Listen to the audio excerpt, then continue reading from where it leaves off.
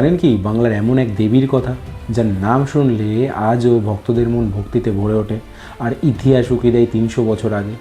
আমি কথা বলছি নদিয়ার বিন্নগরের প্রাচীন ঐতিহ্য মা উলাই চণ্ডীর। চলুন আজ 90 সেকেন্ডস ফ্যাক্টসে জেনে নিই সেই গল্প। এককালে এই বিন্নগরের নাম ছিল উলা, আর কথিত আছে দেবী চণ্ডী এখানে গঙ্গার ঘাটে এক তান্ত্রিককে দর্শন দিয়েছিলেন, আর তখন থেকেই তিনি এখানে অধিষ্ঠিত। মনসা মঙ্গলের সে জেদি বণিক চাঁদ সওদাগরের কথা মনে আছে?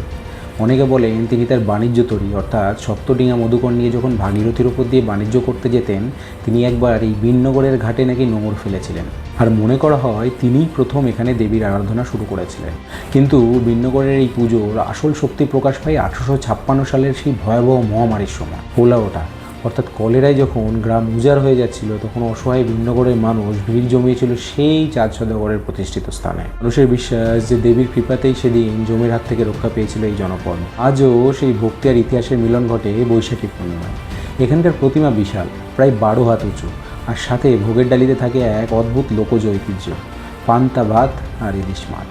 সওদাগরি আভিজাত্য আর সাধারণ মানুষের আরতি যেন এক হয়ে মিলে যায় এখানে। পুরাণ থেকে ইতিহাস আর মহামারী থেকে মুক্তি, আজও মা উলাই চণ্ডী আগলে রেখেছে বৃন্দাবনকে। তাই বাংলার এই অজানা শেকড়কে ছুঁতে চাইলে এবারে বৈশাখী পূর্ণিমায় আপনিও ঘুরে আসুন বৃন্দাবন। ভালো লাগলে ভিডিওটি শেয়ার করুন আর সাথে ফলো করুন 90 সেকেন্ডস ফ্যাক্টস।